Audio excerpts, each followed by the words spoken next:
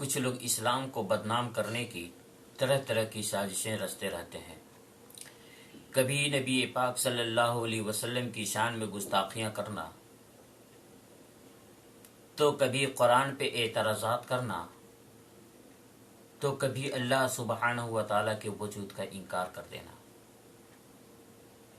اور یہ کوئی نیا معاملہ نہیں ہے، بلکہ صدیوں سے چلا آ رہا ہے کہ جب جب انبیاء کرام علیہم السلام نے لوگوں کو ایک اللہ کی طرف بلایا، ایک اللہ کی عبادت کی بات کہی، تو کچھ لوگ ایمان لائے، لیکن کچھ لوگوں نے اللہ کا ہی انکار کر دیا۔ آج بھی اس قسم کے دہریے اور ناستک موجود ہیں جو اللہ سبحانہ و تعالیٰ کے وجود کا انکار کرتے ہیں۔ وہ کہتے ہیں کہ اللہ ہے تو کہاں ہے؟ اگر ہے تو دکھائی کیوں نہیں دیتا؟ ہم کیسے تسلیم کر لیں کہ اللہ موجود ہے؟ تو میرے بھائی، اللہ وہ قادر مطلق ہے جسے اس دنیا میں کوئی دیکھ نہیں سکتا۔ حضرت موسیٰ علیہ السلام اللہ کے نبی تھے، اللہ کے پیغمبر تھے۔ اللہ نے ان سے باتیں کی، گفتگو کی۔ موسیٰ علیہ السلام کو شوق پیدا ہوا کہ کیوں نہ اللہ کو دیکھیں۔ انہوں نے کہا، اے اللہ، میں تجھے دیکھنا چاہتا ہوں۔ اللہ نے کہا، موسیٰ لن ترانی، تم مجھے ہرگز نہیں دیکھ سکتا۔ اللہ نے ایک معمولی سی تجلی پہاڑ پہ ڈالی، معمولی سی تجلی کہ پہاڑ ریزہ ریزہ ہو گیا، موسیٰ علیہ السلام بے ہوش ہو گئے۔ مسلمانوں کا عقیدہ ہے، کامل یقین ہے کہ اللہ ہمیشہ سے ہے اور ہمیشہ رہے گا۔ اللہ کو ہم نے پہچانا تو اس کی نشانیوں سے پہچانا، اللہ کو ہم نے پہچانا تو اس کی علامتوں سے پہچانا۔ یہ آسمان و زمین کی تخلیق جو صرف دھواں ہی دھواں تھا، ایک دھماکہ ہوا، آسمان الگ اور زمین الگ۔ سائنس بھی اس کو مانتا ہے، سائنس بھی اس کو تسلیم کر چکا ہے۔ اور یہ رات و دن کا آنا جانا، رات آتی ہے دن چلا جاتا، دن آتا رات چلی جاتی۔ آخر کون ہے وہ ذات جو ان رات و دن کے اندر ہونے والے حادثات اور تبدیلیوں کو کنٹرول کر رہا ہے؟ آخر کون ہے وہ ذات جو اتنی بڑی دنیا کو، اتنے بڑے کائنات کو ایک منظم طریقے سے چلا رہا ہے؟ کوئی تو ہے۔ اور یہ سیارے جو اپنے اپنے حلقے میں گردش کر رہے ہیں، سورج کے ارد گرد گھوم رہے ہیں، جب سے ان کا وجود ہوا تب سے وہ اپنے اپنے راستے پہ روا دوا ہیں۔ ان میں سے کوئی بھی ایک سیارہ ایک دوسرے کے راستے پہ جا نہیں سکتا۔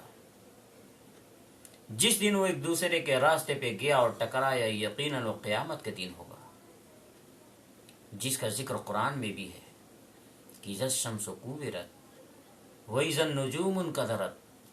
جب سورج کی روشنی ختم ہو جائے گی، سورج بے نور ہو جائے گا اور یہ سیارے بکھر جائیں گے۔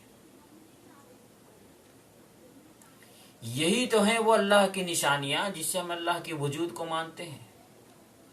یہی تو ہیں وہ دلائل جو اللہ کے وجود کو بتلا رہے ہیں۔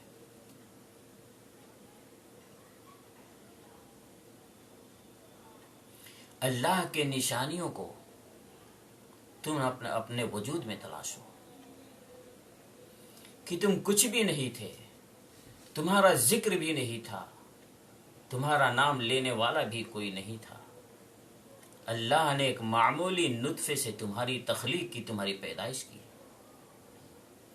اور اس نطفے کو قرار مکین اصل مقام تک پہنچانا بھی اللہ سبحانہ و تعالیٰ کے علاوہ کوئی نہیں کر سکتا۔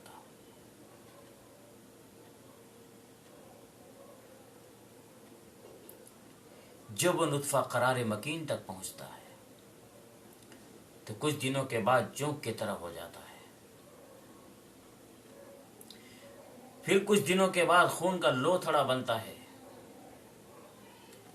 کچھ دنوں کے بعد گوشت کا لوتھڑا بنتا ہے، ہڈیاں بنتی ہیں، ہڈیوں پر گوشت چڑھتے ہیں، آنتیں بنتی ہیں، دل دماغ بنتے ہیں، اور یہ سلسلہ 9 مہینے تک چلتا ہے،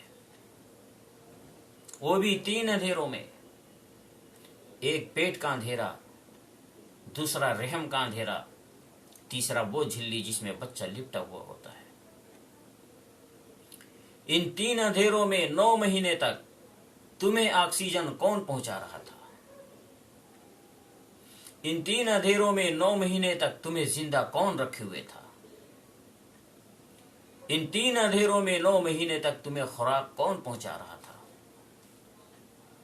یقیناً اگر کوئی ذات ہے تو اللہ سبحانہ و تعالی کی ذات ہے۔ یہی تو ہیں وہ اللہ کی نشانیاں جس سے ہم اللہ کے وجود کو مانتے ہیں، اور تم کہتے ہو اللہ کو دیکھنے کی بات۔ تو ایک مثال دوں کہ آپ کے گھروں میں بجلی کا تار ضرور ہوگا، آپ نے کیسے پہچانا کہ اس کے اندر کرنٹ ہے؟ جب بلب جلتا ہے، پنکھے چلتے ہیں، بجلی کا کوئی بھی سامان چل رہا ہوتا ہے تو آپ سمجھ لیتے ہیں کہ اس کے اندر کرنٹ ہے۔